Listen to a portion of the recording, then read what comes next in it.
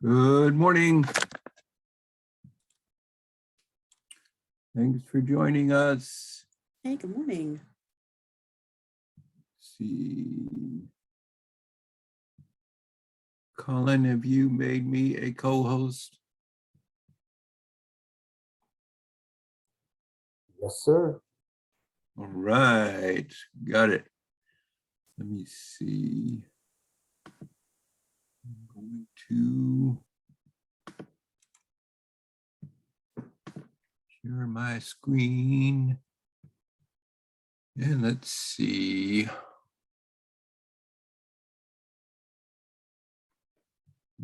To go to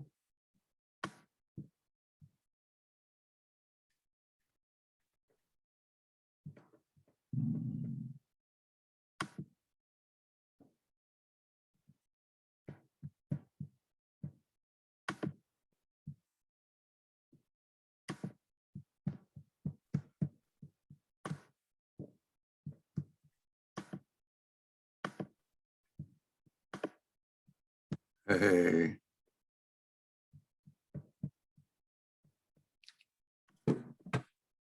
Oops.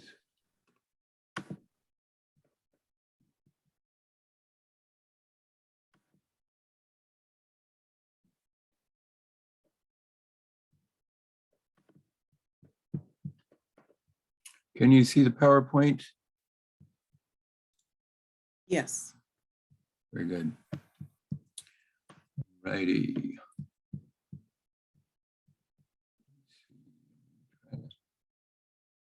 Figure out here.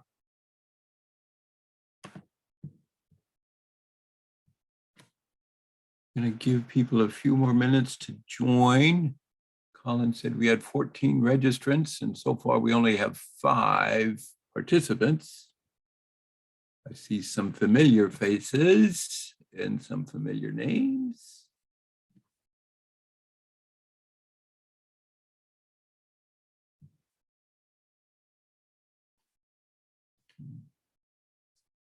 Let's see, we're going to start here in another minute. My clock says 10:03.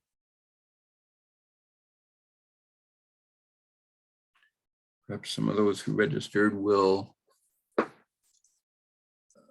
join later or watch the recording.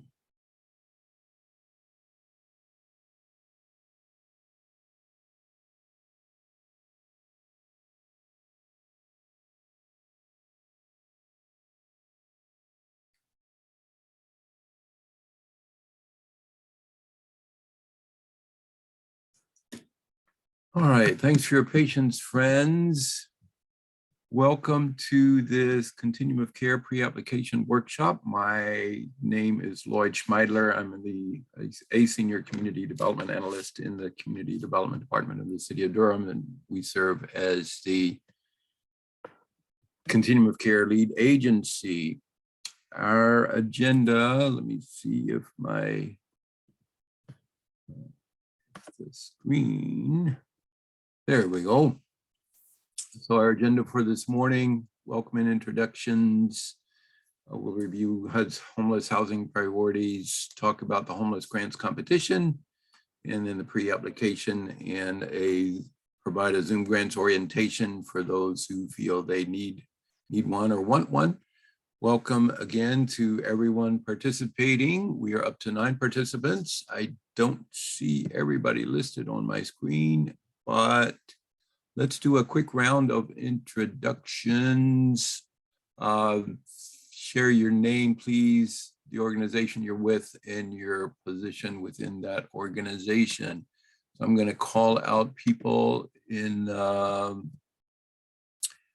since I'm opening up the, you can unmute yourself for a moment as you do an introduction, and then please mute yourself again.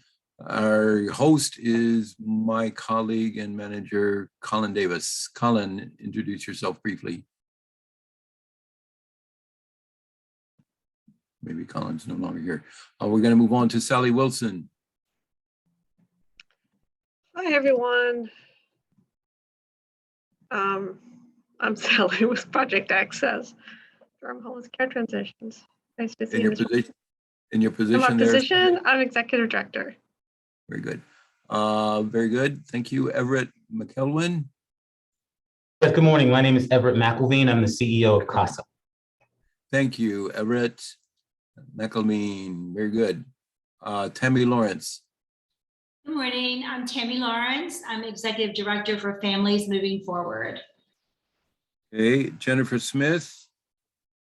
Hi, I'm Jennifer Smith, and I'm in the Marketing and Development Department at Urban Ministries of Durham. Malcolm White. Good morning, everybody. I am Malcolm White. I am the Tenancy Support Coordinator at Alliance Health, administer our DASH program, which is a permanent supportive housing program. Very good. Thank you, Malcolm. Ricky Gardner. Hey, good morning, friends. I'm Ricky Gardner. I'm with Housing for New Hope, and I am the Government Compliance Manager. Good. Thank you. Rance Graham Bailey. Good morning. Good morning, everyone. My name is Rance Graham Bailey. I'm with Volunteers of America National Services. We're an additional affiliate to our a VOA with connected to our local affiliate, Volunteers of America, Chesapeake and Carolinas. I'm a program manager around the Innovative Dwellings initiative we have around veterans, housing for veterans experiencing homelessness. Very good. Thank you, Rance. Did I miss anyone? Well, I'm seeing listed. All right. Hey, good morning. This is Tracy Stondino. I also work at the Alliance Health, overseeing our housing assistance programs, including the DASH supportive housing program. Thanks. Thank you, Tracy. Anyone else just joined maybe? All right, I'm going to feel free to mute yourself. And in terms of Q&A, I'm going to minimize my screen of participants to just move through the PowerPoint presentation. I'm going to attempt to provide time at the end of each section to provide to allow for questions. So we'll hopefully get through this. My plan is to get through this by 11:30. Those of you who have been CoC grantees for a number of years are familiar with a lot of this information already, and perhaps during the Q&A time, you can add in any comments that you may wish, as well as ask questions. But for those of you who are new to the continuum of care competition, hopefully this information will be helpful to you as you think about completing a pre-application and potentially a full application during Durham's upcoming process.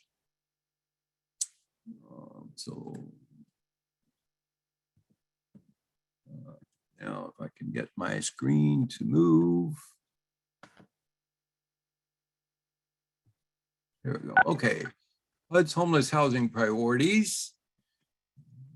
If you're familiar with the continuum of care interim rule, basically HUD's overarching goal is and priority is to end homelessness for all persons. The CoC interim rule talks about 4 goals, essentially, of the CoC program at the federal level. First, to promote a community-wide commitment to ending homelessness for all people.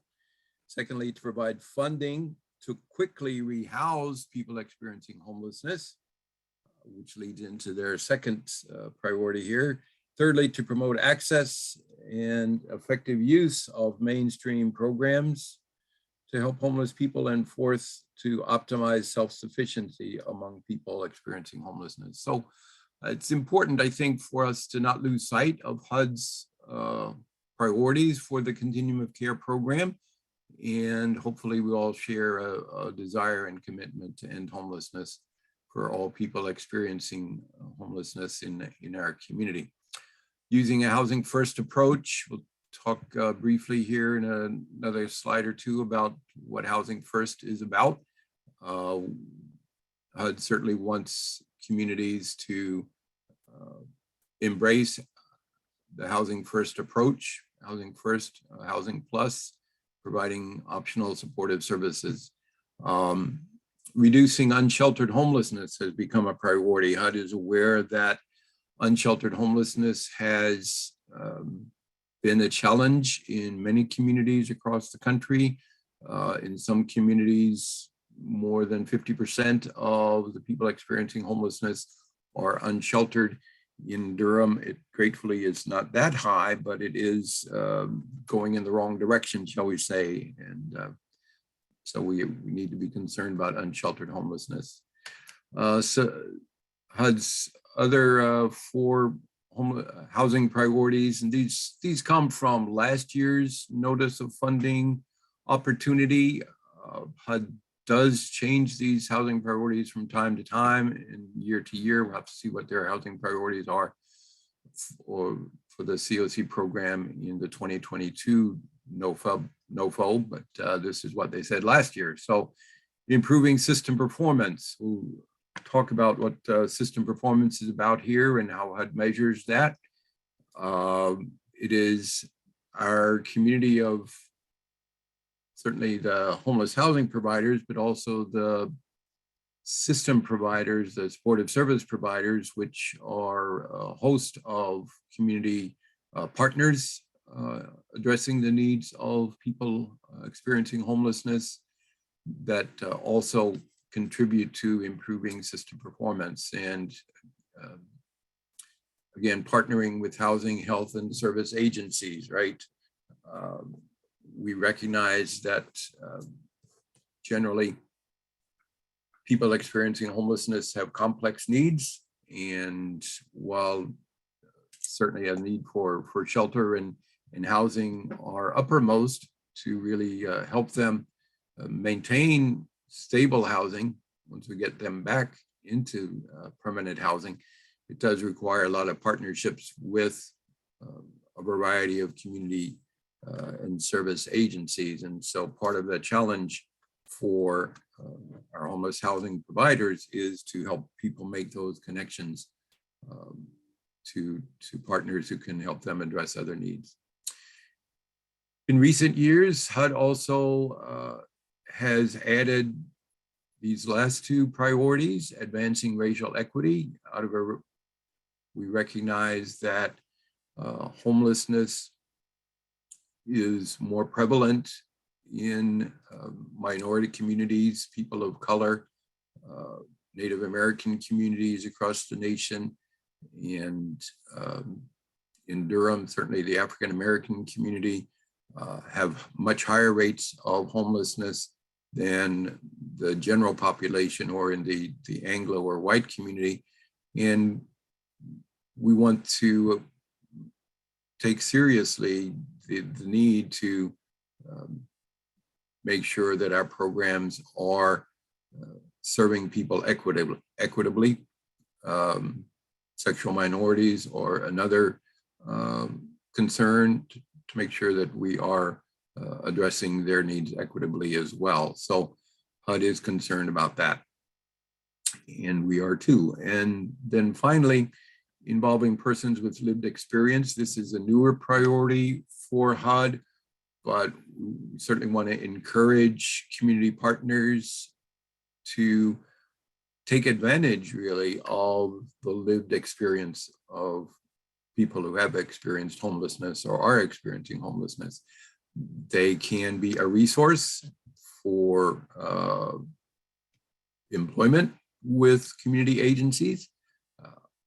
Their experience can inform and help programs do better if we take seriously their experiences of our programs, our projects, and they can be resources. And so HUD, we know, requires CoC organizations that are receiving CoC funds to have persons with lived experiences on their boards. But beyond that, HUD really does want us to look at ways that we can involve persons with lived experiences to evaluate our policies and procedures, to look at how their perspectives can be incorporated into the operations of our projects and organizations. So what is Housing First? These are some of the key ideas around Housing First. Hopefully we have a commitment, the organizations represented here, to directly move people as much as we can into permanent housing. People do not need to go into shelter to be able to access permanent housing. When it's available, we can take them where they are and move them directly back into permanent housing. Supportive services are not a requirement of making housing available to people, and they are not ordinarily required to remain in permanent housing. They can and should be offered, and supportive services need to be part of what projects are making available to people through CoC funding. We are trying to strengthen our assertive outreach to people who are experiencing homelessness, including unsheltered people. We know we've gone through some transitions in recent years in Durham with our outreach to unsheltered people, but hopefully that is falling into place and continues to strengthen. And again, aware of the importance of offering housing and shelter opportunities to unsheltered people. We want to make sure that that's in place. A low demand approach accommodates people's use of legal and illegal substances, as well as symptoms of mental illness. This can be a challenge, certainly, to operate programs that offer a low demand approach, and some programs that require abstinence or people being in recovery can be part of a continuum of care's overall homeless housing system. The interim rule and the NOFO does allow for that, but ordinarily we want a low demand approach. And then a continued effort to offer people case management is another key idea. I need to move I mentioned system performance measures. These are HUD's 7 system performance measures that have been in place now for several years, some years. I think many of you are familiar with them. I am going to be presenting Durham's performance on these, on 6 of these 7 measures at next week's Homeless Services Advisory Committee. I'll also be reporting on the number of homeless persons in Durham as counted in our January 2022 point in time count. So you're welcome to plan to attend that virtual meeting this coming Wednesday at 3 p.m. to see the results of that. And I would say, in terms of Durham system performance measures, on a number of these measures, we are doing well. On some of the other on some of these measures, we're not doing particularly well. But that's not surprisingly something I think that's probably true of communities across the country.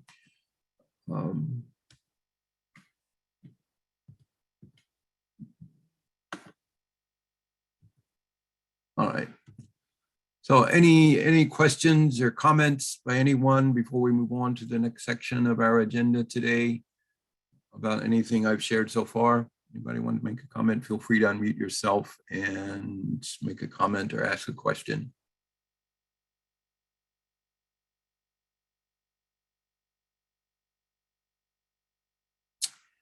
All right, you guys are quiet, and that's fine. We're going to move on then to the next section is an overview of HUD's CoC Homeless Grants Competition.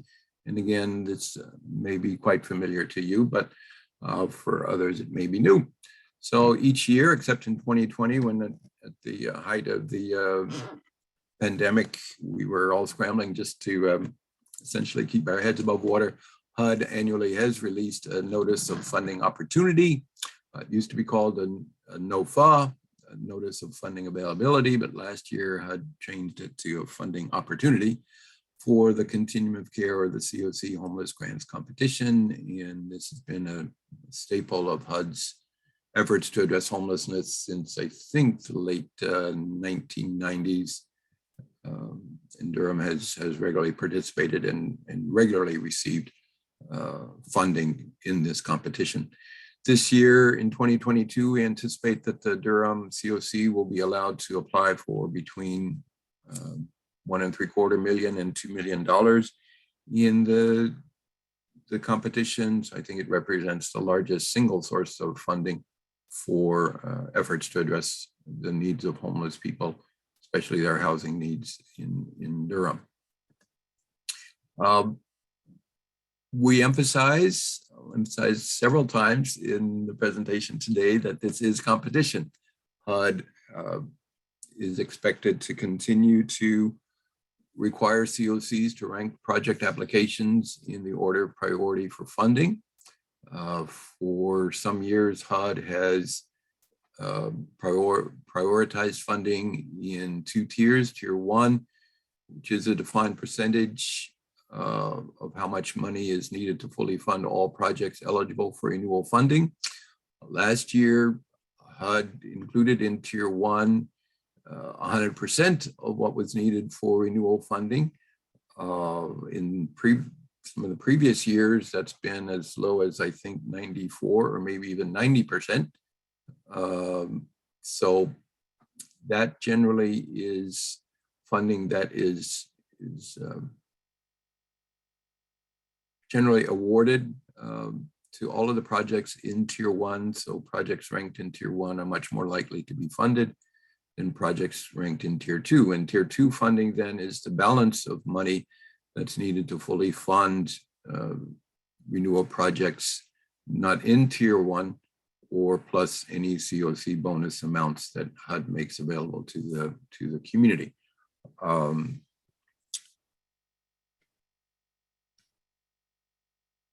To move into eligible uses of CoC funds, there's basic, these are the basic uses of funds: permanent supportive housing, rapid rehousing, supportive services only for coordinated entry projects, and maintaining our homeless management information system, or our HMIS.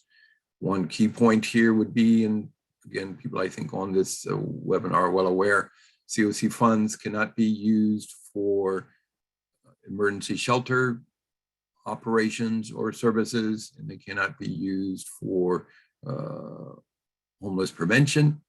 I think there are some allowances within the interim rule that if communities reach a point where they are providing enough permanent supportive housing and rapid rehousing for everyone in their community, that a portion of CoC funds could be used for homeless prevention.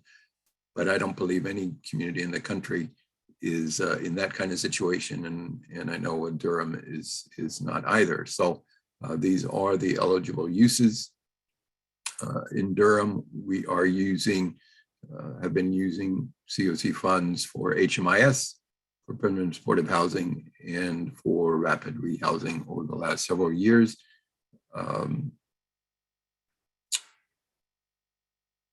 HUD's funds also can be used for transitional housing, but HUD is moving away from,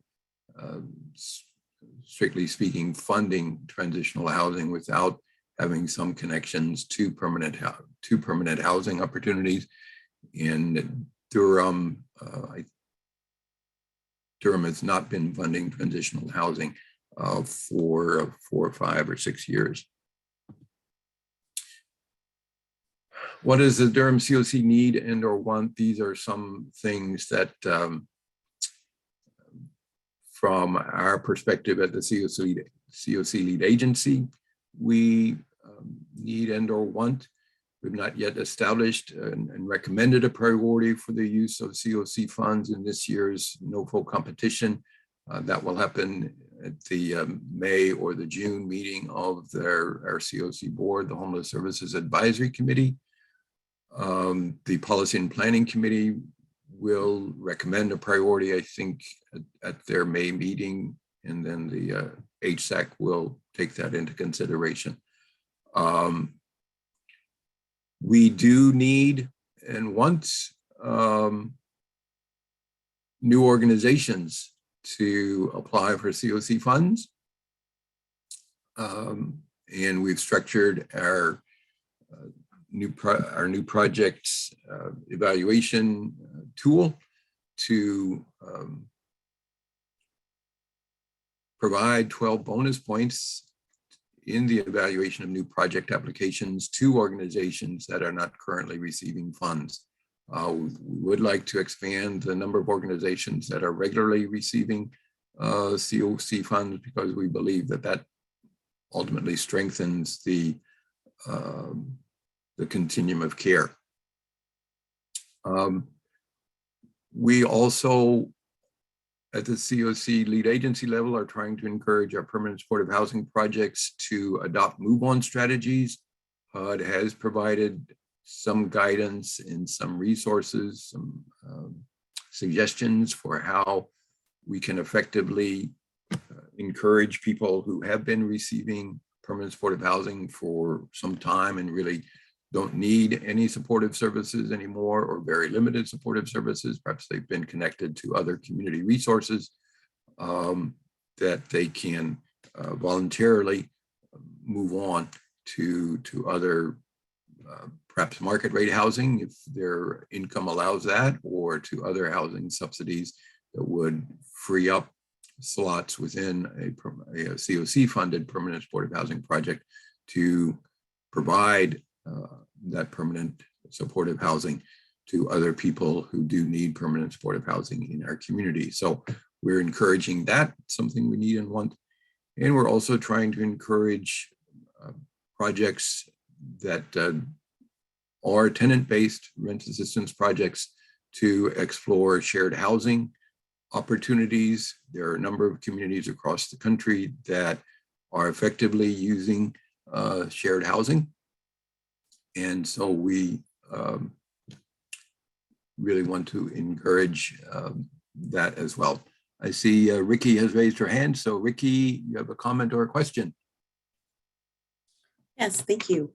How did you arrive at 12 bonus points for new project applications? Great question. The monitoring, evaluation, and ranking policy that the CoC adopted in 2019 calls for at least a 10% bonus.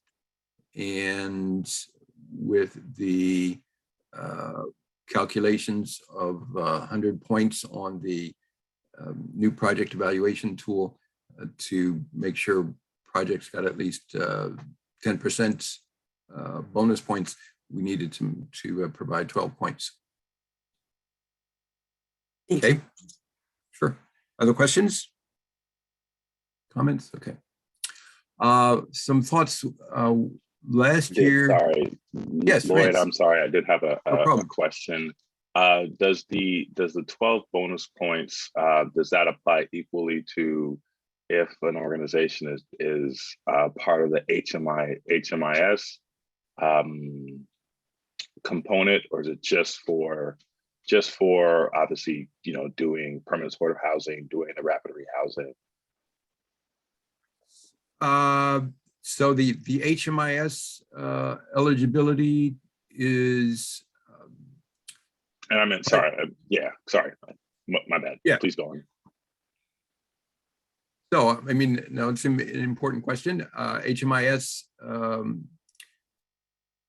projects providing permanent supportive housing and supportive services can use a portion of their grant to fund HMIS activity at their agency level.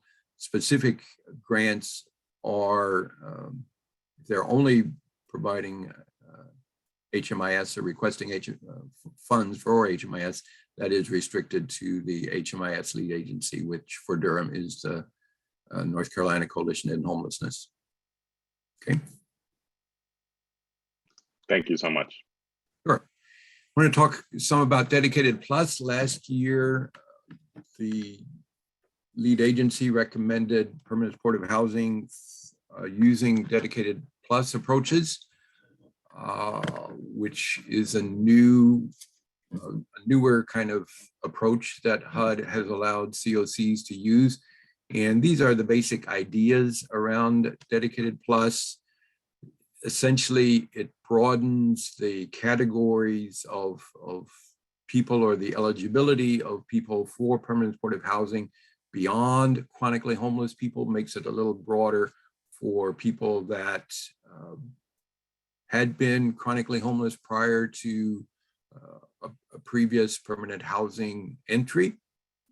So for example, if somebody had lapsed back into homelessness after a period of housing stability, but they had been chronically homeless prior to the current episode of homelessness, they can be included in the Dedicated Plus project. Also, I think everybody is pretty familiar with the strict chronic homeless definition, is that a person has been continuously homeless for at least 12 months, or they've had 4 or more episodes of homelessness in the last 3 years that add up to at least 12 months. So C here suggests that if people have at least 12 months of homelessness in the last 3 years, but those were only in 2 or 3 episodes, they also could be included in a Dedicated Plus project. And then veterans fitting one of the above criteria at intake could also participate in a Dedicated Plus project. It does require that Dedicated Plus projects must meet fair housing requirements and serve households with children. So again, these are primarily, obviously, Durham's project-based PSH projects are not for households with children, and they would not be, but that requirement would not be applicable to them. But otherwise, TBRA projects should serve households with children.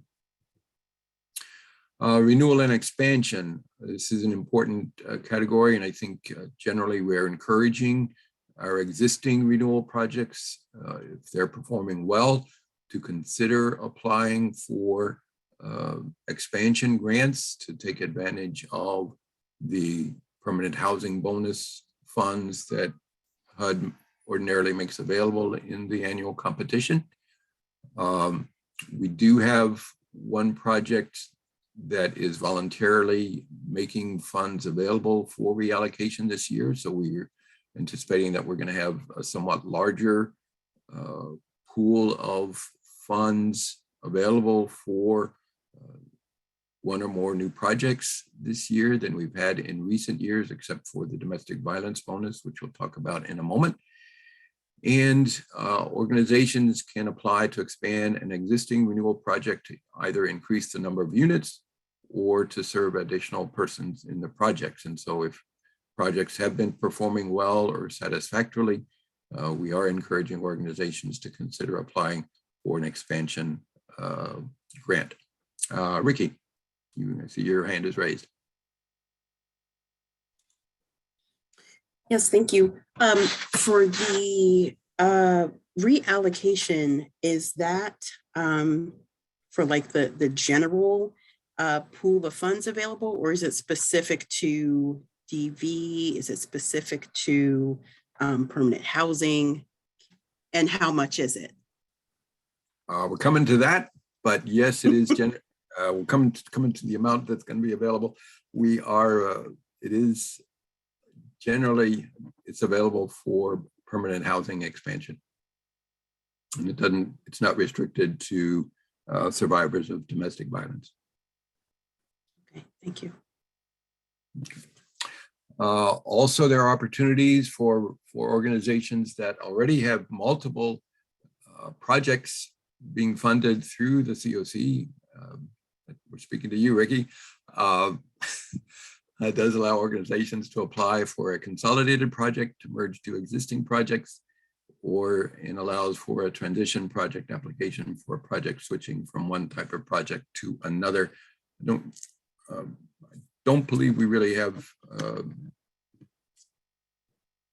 the need for a transition project application in Durham, but the NOFO does allow for that, and we anticipate that 2022 NOFO will also allow for that. So, but I bring these to people's attention so that particularly as the NOFO comes out and you consider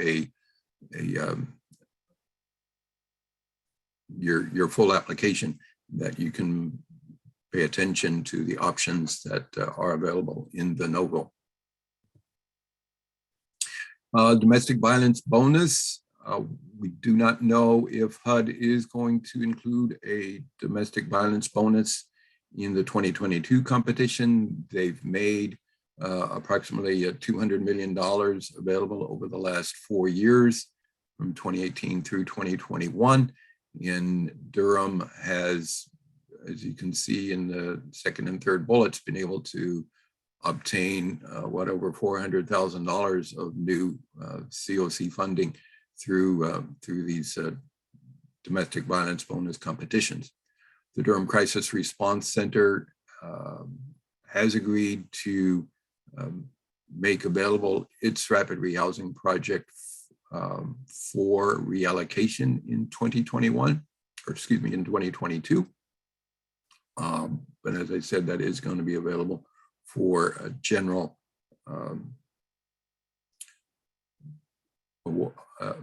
new projects in general, and not specifically for DV survivors. My own hunch, but I've been wrong a lot when it comes to the CoC competition. My hunch is that HUD may not make a DV bonus available in this year's competition, primarily because I kind of have a sense that HUD is waiting or really working with the existing DV bonus projects to really get them solidly off the ground, not only in Durham, but in other parts of the community, of other parts of the country as well. But I could be wrong on that. Maybe I'm just projecting about from our experiences here in Durham, but we'll see, and obviously I think from my perspective, there's some question as to whether Durham would need additional rapid rehousing for survivors of domestic violence in this year's competition, but we'll see what happens. So new project funding availability. We're anticipating that Durham will have about $90,000 available in a permanent housing bonus this year. And I mentioned we do have one reallocated project that we're anticipating is going to be about $167,000 that would be available to award to a new project. So we're anticipating having in the range of $257,000 to $260,000, maybe $265,000 available for one or more new permanent housing projects this year. But again, those would be in the tiering and ranking process that HUD requires. So what can CoC funds be used for? Eligible costs are listed here. I think. Lloyd, Yes. can I ask a question? Absolutely. The last slide said that 167 is available for a new project. Does that mean that expansion projects are not eligible for that? Nope. Expansion projects are new projects. Oh, thank you. Okay. Yep. New, clarified new or expansion projects. Thanks for the question. It's a good one. Okay. We've not done a lot with acquisition, rehab, or new construction in the last several years. We have used CoC funds to for this purpose in years past, but haven't done any of that probably for about 8 or 9 years, but it is an eligible use. Leasing or rental assistance enables projects to get start up more quickly in terms of providing housing to people. Supportive services are a requirement of both rapid rehousing and permanent supportive housing projects. We need to pay attention to that. There does need to be a plan for how people are going to be offered supportive services. Again, in terms of housing first, right? People cannot be required as part of their participation in a project to take advantage of supportive services, but they do need to be offered to people. And as long as people are complying with the terms of a standard lease, they should not be evicted from housing without adequate cause.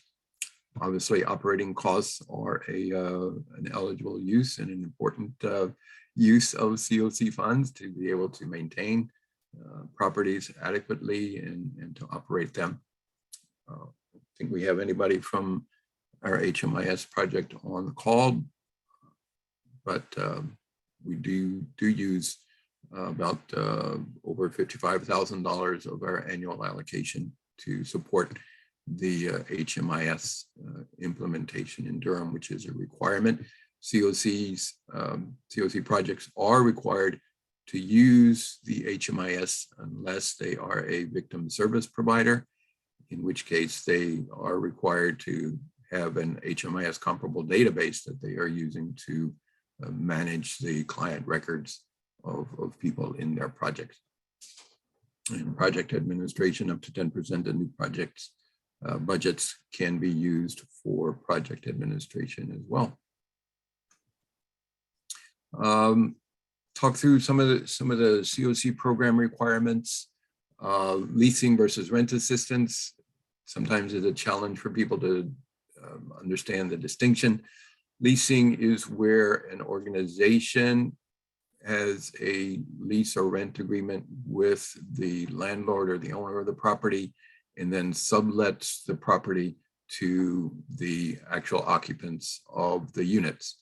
Rent assistance is where the lease is between the person occupying the unit and the landlord, and the organization does not have a lease agreement with the owner or the landlord. Obviously, housing must meet housing quality standards. There are required inspections to ensure that housing does meet HUD's housing quality standards. So again, supportive services projects need to have a plan for how supportive services will be offered to people who are participating in the project. That's true for rapid rehousing projects and for permanent supportive housing projects. Rapid rehousing projects are required to ensure that case management is made available to people on a monthly basis. Again, standard leases and occupancy agreements are expected.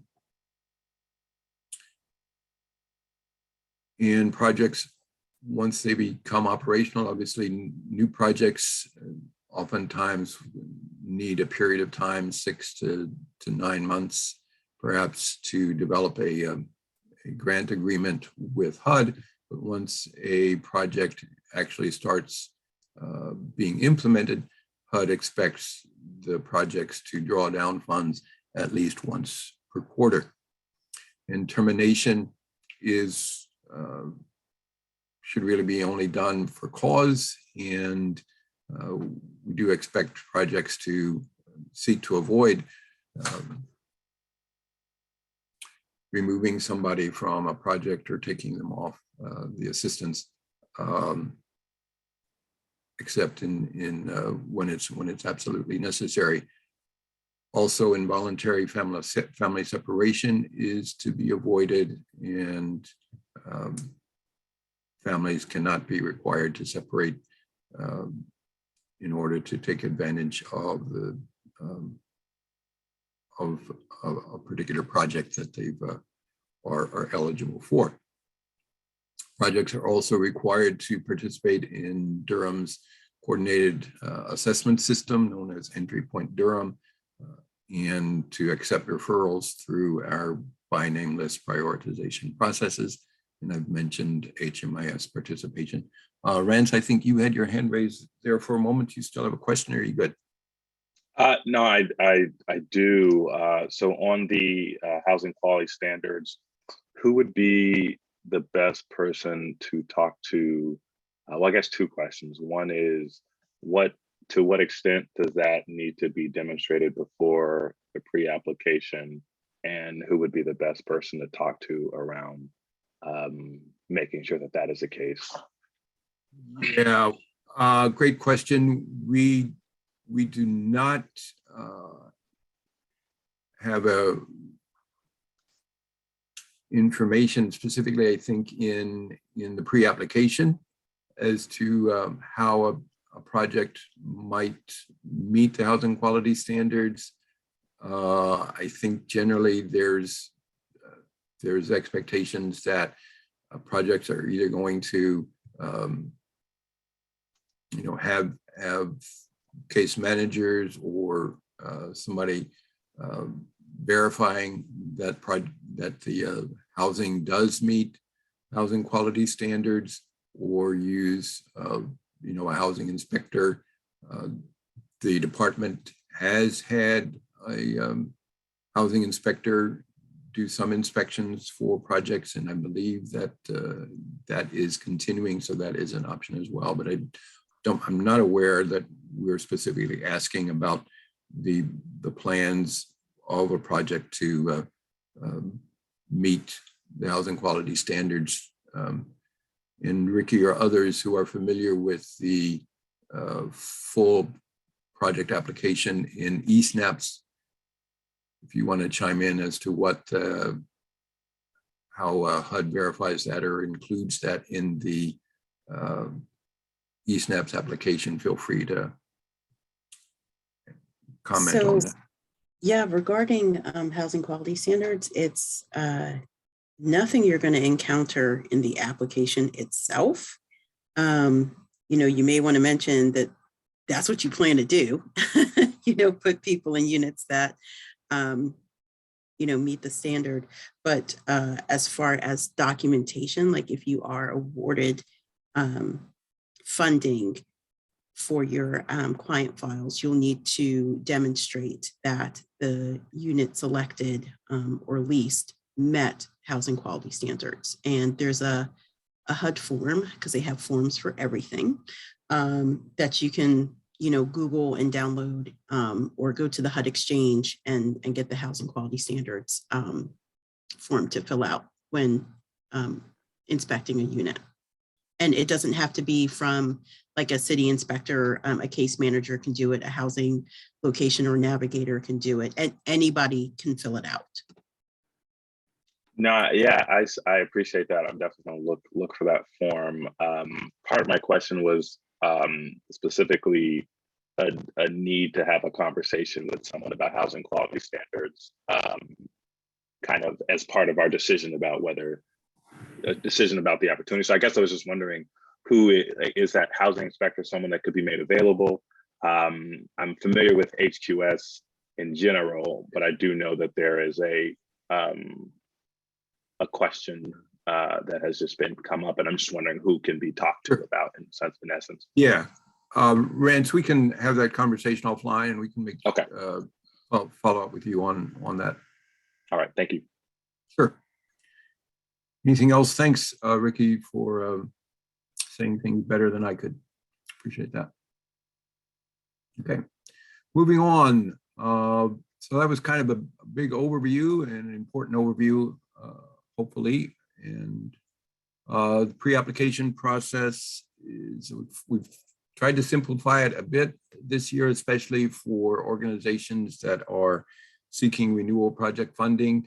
The pre-application process basically is used to determine that organizations are indeed eligible to submit full project applications. So it just establishes that you are ready to go to submit a full project application after HUD releases the notice of funding opportunity. The funding priorities for project applications are approved by HUD, by our HSAC, the CoC board. In terms of number 4, when HUD releases the NOFO is anybody's guess. They were late last year. I don't remember, it seemed like it was maybe mid-August. I know the applications, full project applications and our collaborative application were not due to HUD until mid-November. In previous years, HUD has had a desire, I believe, to complete the application process by the end of September, the end of the federal fiscal year, and they do want to try to give COCs, 400 plus COCs around the country, 60 to 90 days, I think, generally to complete the local competition process.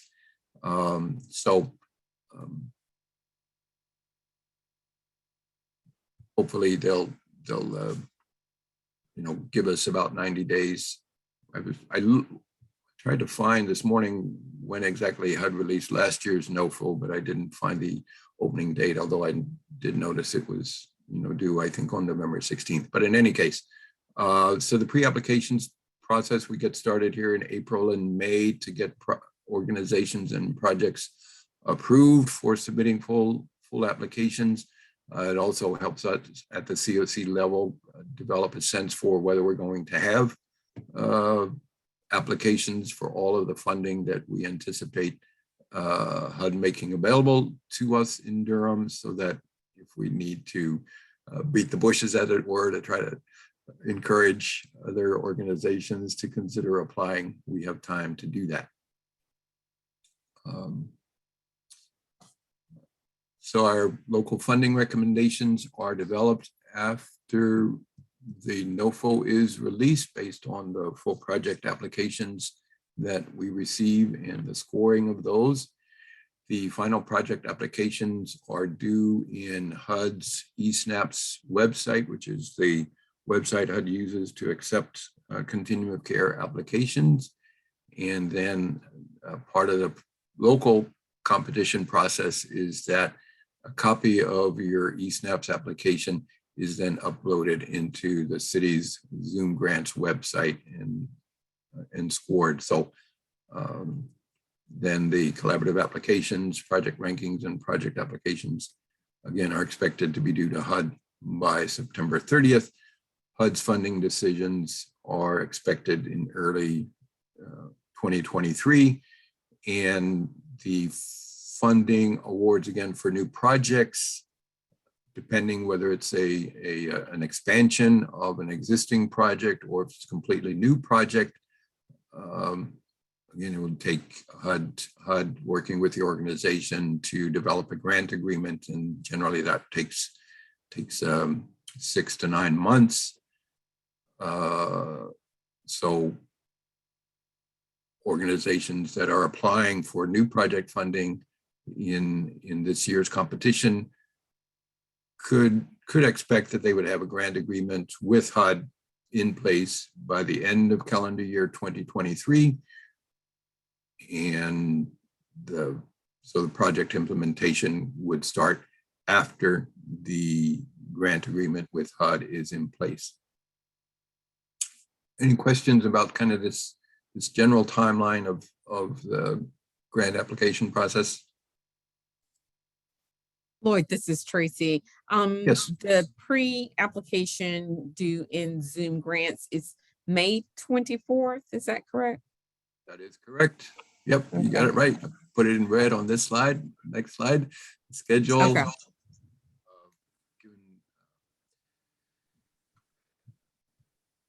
Okay. Questions. There's not a lot of questions in the Zoom grants application. in Zoom Grants itself, much of what's needed in Zoom Grants is several documents uploaded that we use to verify the eligibility of our pre-applicants. Then if you do have written questions, this session is being recorded and will be posted to the CoC website. If you have other questions based on the information in Zoom Grants that you may not have completely read, or just new questions come up for you, they need to be submitted via the Ask a Question link within Zoom Grants. And I learned recently, as I was preparing this, that that Ask a Question link sends a question directly to my email inbox, which is fine. You know, it works out well that way. But so you've got a couple of weeks to submit written questions, and then we'll have a week to post answers to those questions, and then about 11 days before the pre-application is due. We'll take a few days to review the pre-applications and to notify pre-applicants whether their pre-application is accepted or whether we're asking for additional information before we approve projects.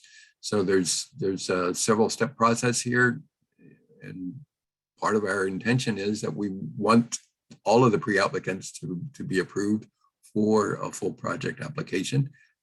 So there's a process to, even if the department would say, no, we're still not completely satisfied with the documentation or the organization's response, the organization can appeal to the CoC board's executive committee, and they would make a final decision by the end of June, so that when HUD does release the NOFO, we'll be ready to go.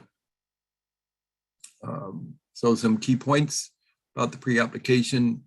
You only need to submit one pre-application for the organization. That's hopefully, again, simplifying the process for all of the organizations, whether you're planning to seek renewal funding for one project or for Housing for New Hope, several projects.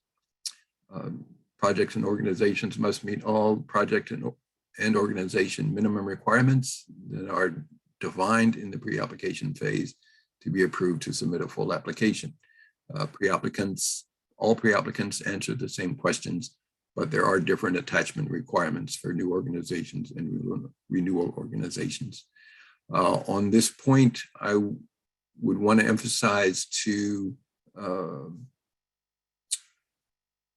all of the organizations intending to apply,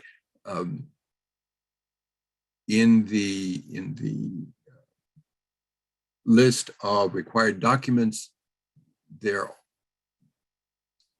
only documents that in Zoom Grants say they're required are the ones that are required of both renewing organizations and new organizations. So there are some documents that are required of new organizations that the website is not going to say they're required, but pay attention because there are clear instructions, I think, within the Zoom Grants for newer organizations. And again, that's part of the reason we have that process of if you miss something in submitting it in the pre-application, there is time to correct it and get your pre-application approved. Again, this is a competitive grants process.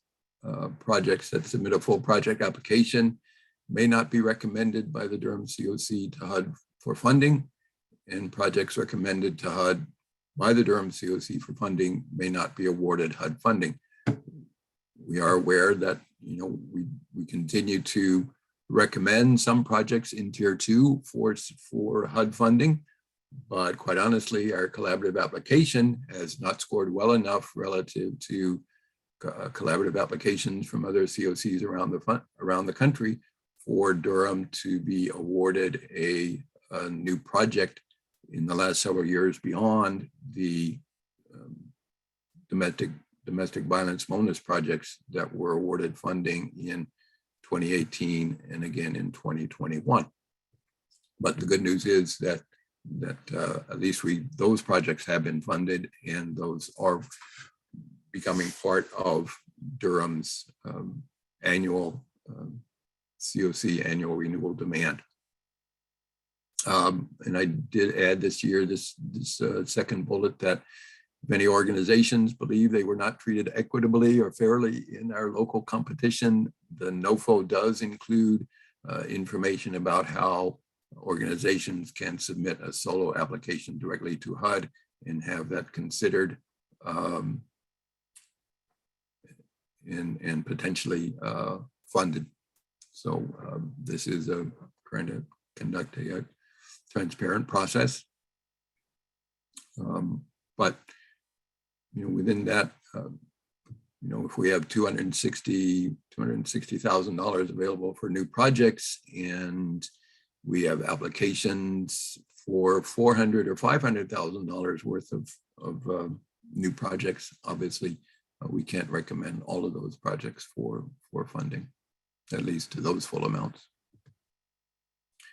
This is a list of the minimum requirements. You have to be a nonprofit or a instrumentality of state or local government or a public housing authority.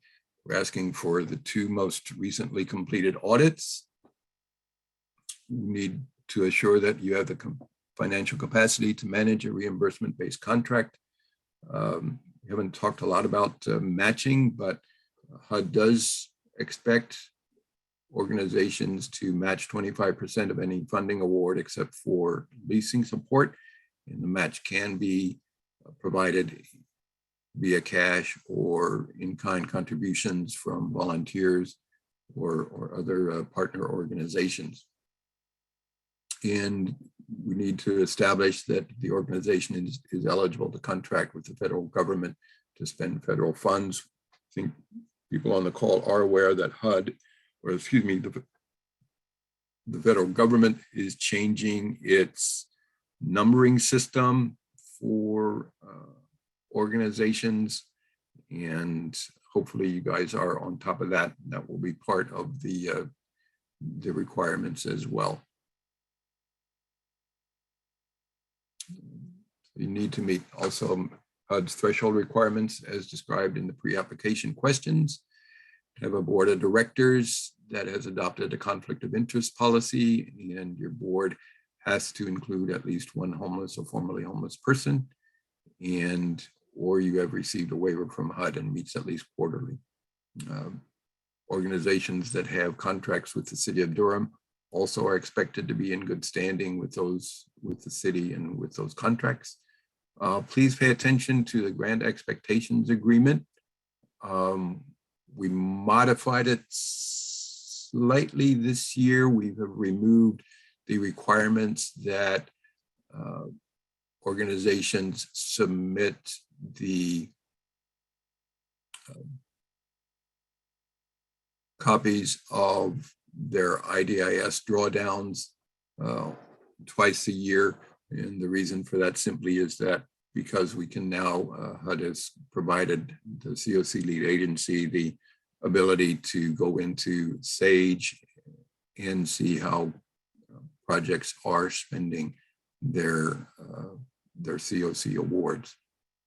And clearly we at the CoC level expect projects to fully expend their CoC awards as much as possible. We know that can be challenging especially for tenant-based rent assistance projects, as you're kind of balancing the funding amounts with the needs of the clients and the ability to provide rental subsidies. And obviously the Zoom grants pre-application needs to be submitted. Renewal and expansions, we don't have Again, we've abbreviated the requirements this year to make it easier for you and for us. So these are the submission requirements for renewal or expansion projects. A bit simpler.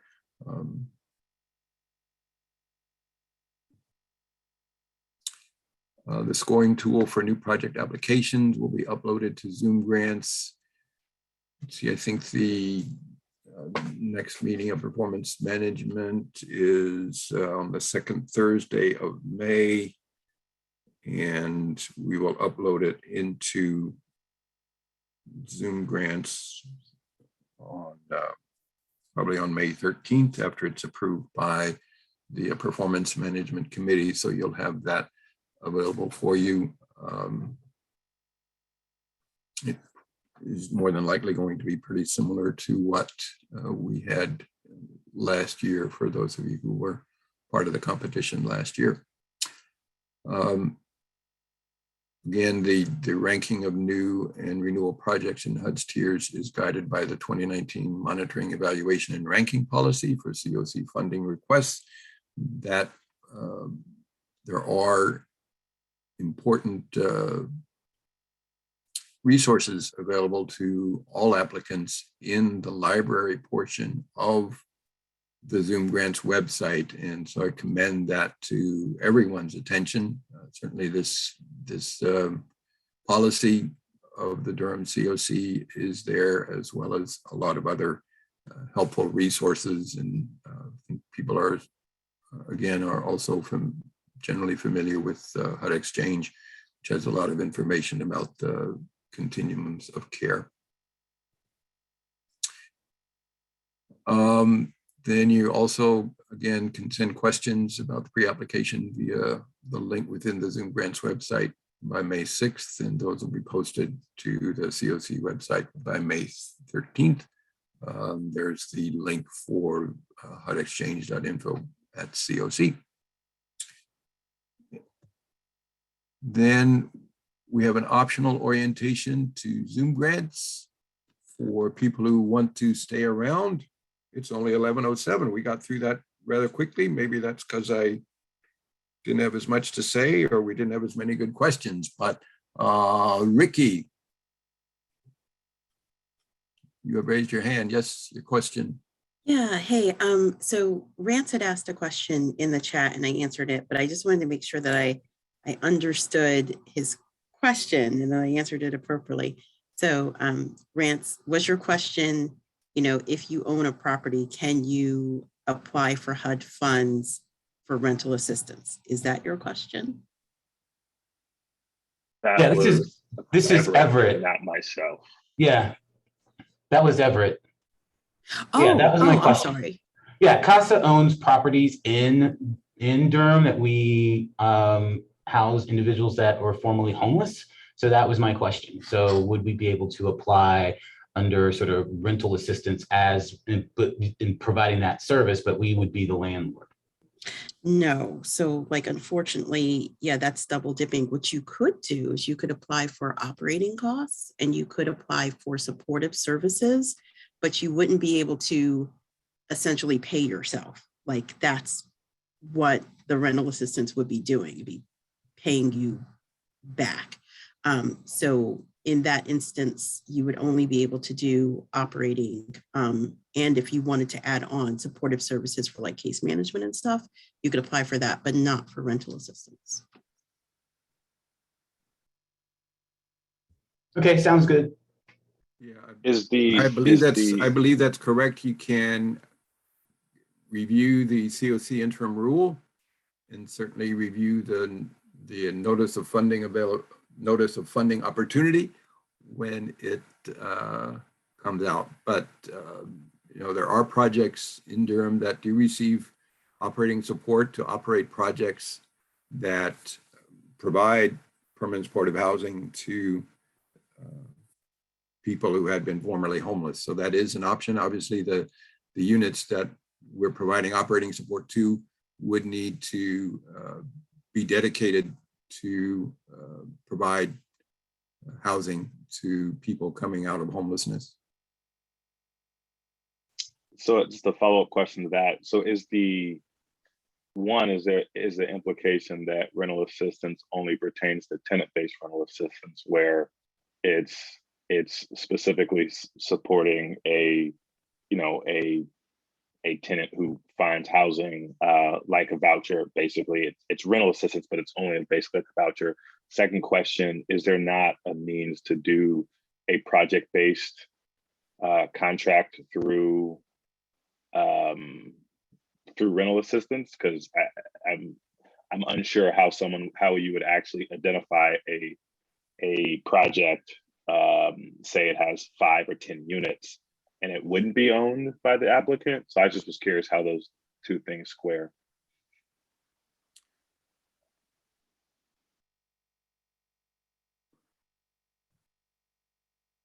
We can have more conversation about that, but the projects that are owned by organizations that are getting CoC funds use the CoC funds to provide operating support and not specific rental subsidies to individuals within those units. But we can explore that more in detail. Okay, and Ricky has provided a good link in the chat as well. It's a good question. We're certainly very interested in I know CASA has gotten CoC funds in the past for acquisition of projects that are units that are dedicated for occupancy by homeless people, and we'd be happy to have applications from CASA again in this year's competition.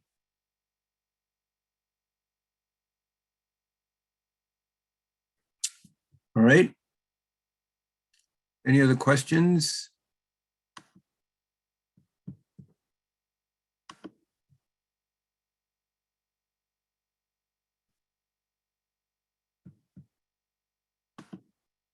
All right, well, I'm going to stick around and let's see, I'm going to share my screen for those who are not yet set up in Zoom Grants. I'm going to continue to provide a brief overview into Zoom Grants. And those of you who already have set up a Zoom Grants account and are raring to go, feel free to drop off the call, and we will look forward to receiving your pre-applications. Any final questions? All right, thank you. So if you are still with us, Thanks, Lloyd. You're very welcome. Thank you. Hope it was helpful and look forward to receiving your applications. Those of you who are sticking around for an orientation to Zoom Grants, this is the basic Zoom Grants. The basic email or website address is www.zoomgrants.com.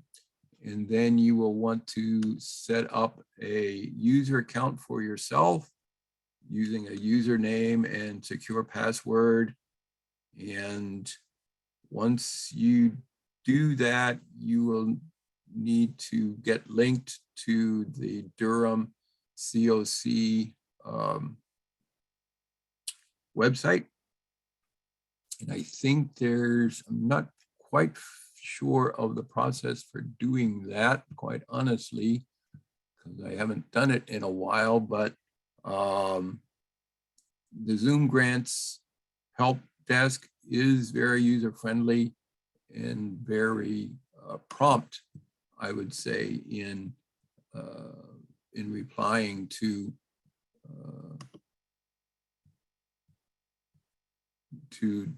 technical assistance needs.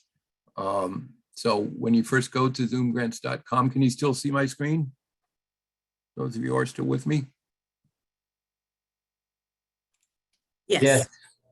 Okay, so you see login page, and obviously my permissions in Zoom Grants are going to be a bit different than yours, but Once you set up an account, you will log in a way similar to this. Usually your email is your username and then your personal password. And then once you get connected to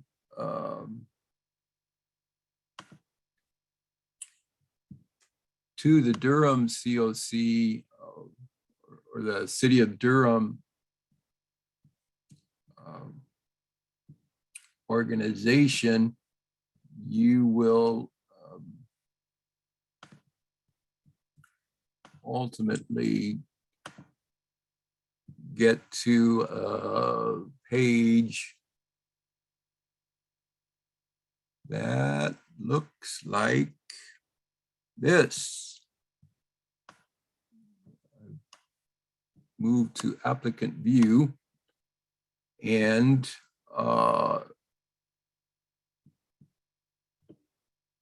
so this page can enlarge it to meet your reading needs. There's obviously a brief description of the program, which we talked about in the webinar, the pre-application schedule, which we reviewed in the webinar, the schedule for submitting written questions, and I'll highlight the come to it, the ask a question link workshop, which we've done, the process of reviewing pre-applications in the supplemental pre-application phase, which hopefully we won't need, but if we do, we'll use that as well. The key point there simply is that organizations that were determined to not qualify for submission of a full project application during the initial pre-application process may not resubmit a pre-application during any supplemental solicitation. So the idea of a supplemental pre-application would be that we are seeking to qualify new organizations that might still be needed. And then we review the minimum requirements, a fuller description perhaps of how the funds can be used, activities that can be funded. We didn't talk in the webinar about the joint transitional housing and rapid rehousing component projects. There is language in the NOFO. We assume HUD has included it in previous NOFOs recently. And the reason we didn't talk about it is that we really don't have currently haven't had transitional housing funded in Durham. And I think this component really intended to be utilized by COCs that are working to transition transitional housing to rapid rehousing projects. And so we don't think it's quite applicable to Durham. And then we mentioned the need to take part in Entry Point Durham, Durham's coordinated entry system. The minimum requirements are listed, and then the pre-applications for organizations not currently receiving funds, talked about that. And the applications for currently receiving funds. Mentioned the library on CoC. This is the library. And so encourage you, again, if you, depending on your familiarity with some of these documents already, you may be familiar with them, to take some time to review them. The CoC current standards are given. It's important to note them. I included CoC match guidance. Please be aware of that. Defining chronic homelessness, et cetera, and the Durham's recently approved CoC performance benchmarks. Also of note, just in terms of navigating the site, you can, there are links in each of these sections or at the very top where you can click this, hide this link, and that section disappears, but then you need to be aware sometimes, say, where did that go? So you may want to go back to the top, and you can see you can click hide overview there, and it completely disappears. But then you have the option of saying show interview, and similarly hide program minimum requirements, and then you can hide the library. And now the only thing that's visible to you is to start the actual application, right? So there are those. So it is pretty,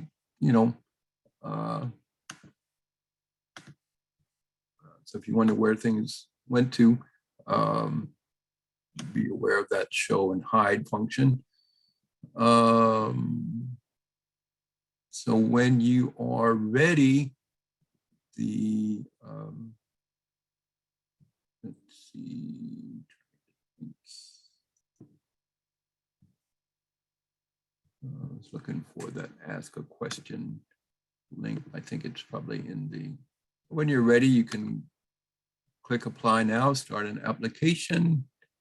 Don't know why I got that error. I probably is because I'm not an applicant.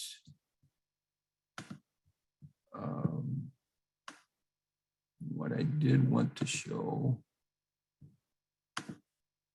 you cannot submit the full application that's needed until you complete, until your pre-application is approved. So don't worry about that. And these are the basic questions. Again, your view as an applicant might be slightly different than the one that I'm showing you here, because I'm more of an administrator of the site. But again, the questions, several check boxes to what kind of organization you are, what you're applying for, brief description of your organization, description of how you're participating in the continuum of care, confirming that you're meeting HUD's threshold requirements. An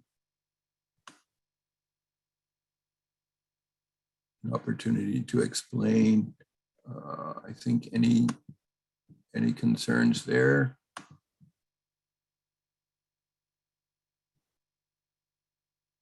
And then the meeting Durham's CoC threshold requirements is on this question 6, question 7, 8, 9. I think there's only 11 questions. Okay. So you're not going to see add a question, but that's for me. Let me see. So here's what I want to highlight for those of you who are planning to are affiliated with new organizations.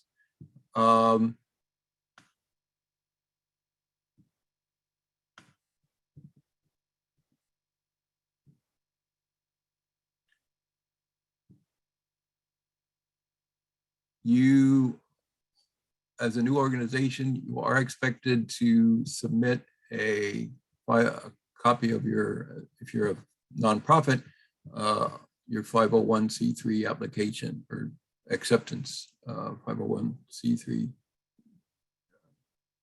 notification from the Internal Revenue Service, right? It's not listed as required here because it's not required of organizations that are receiving new funding, or excuse me, are receiving renewal funding, but it is expected of new organizations that this is, they're not currently receiving funding. So similarly, you should upload a copy of your Secretary of State's certificate if you're a nonprofit organization. Your conflict of interest policy is required. Boy. Yes. Your request for a list of the current board of directors and the meeting dates since July 2020, that's ambitious. Let's see, where are we here? We're looking at,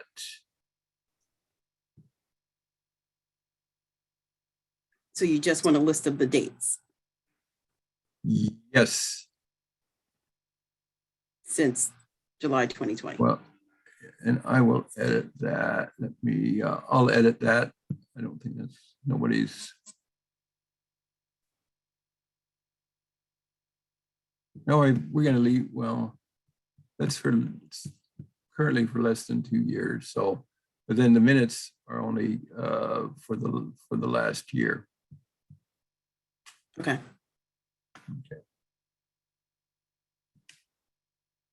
Okay. Participation agreement with the HMIS. And I don't think we have any victim service providers on the call, but we would look for them to provide documentation of the comparable database. Okay. Preliminary project budget is included, required of everybody. There is a template that is available for people to complete. It's basically the summary budget that is in eSNAP. So once you get that completed, you'll have a head start on, you can make changes to it when you submit the full project application, but it's a start at least for getting the full project application done in eSNAPs. The grant expectation certificate, I think, also is a template there, and the template for the membership agreement, policies and procedures for the projects also. And if you want to add anything else that is seen as relevant, you can upload those as well.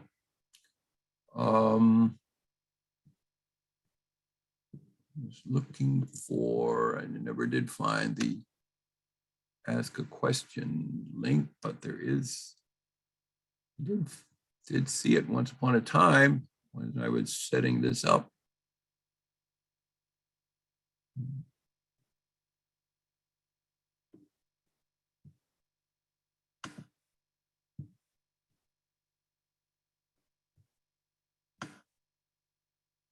Here we go.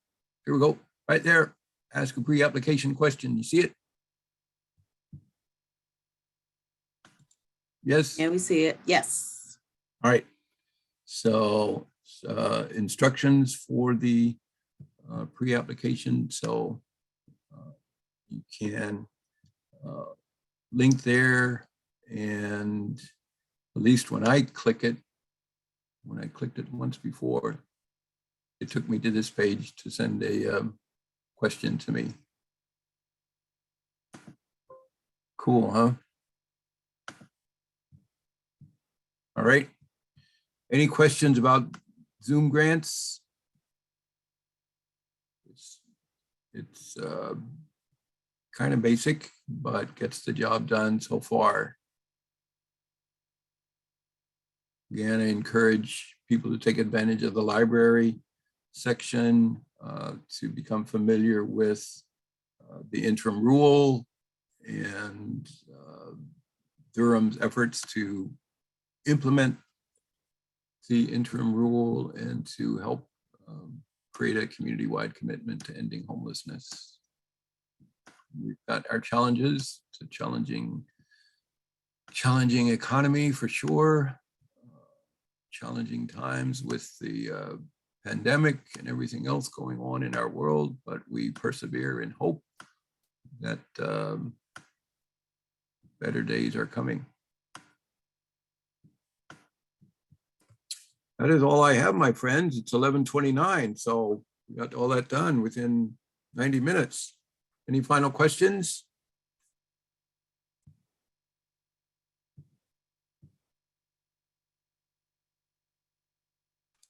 So you said that the portal's open now, right? Yes. And we have until the 6th to ask any questions. Correct. And then everything is in there, or everything needs to be submitted to you by the 24th. Correct. Okay. Then I think A full month. That is pretty good. appreciate you. Thank you for that. Okay. All right. I think that's everything I had. Very good. Thanks, Vicki. Look forward to receiving your pre-application.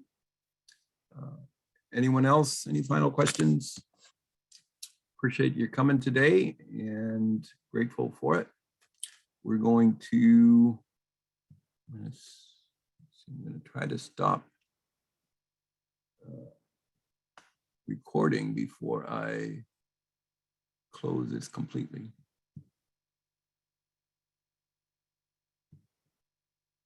Thanks, everybody. Enjoy the day and have a great weekend. Glad it's been helpful, Rents. Thanks so much. Thank you. Thank you.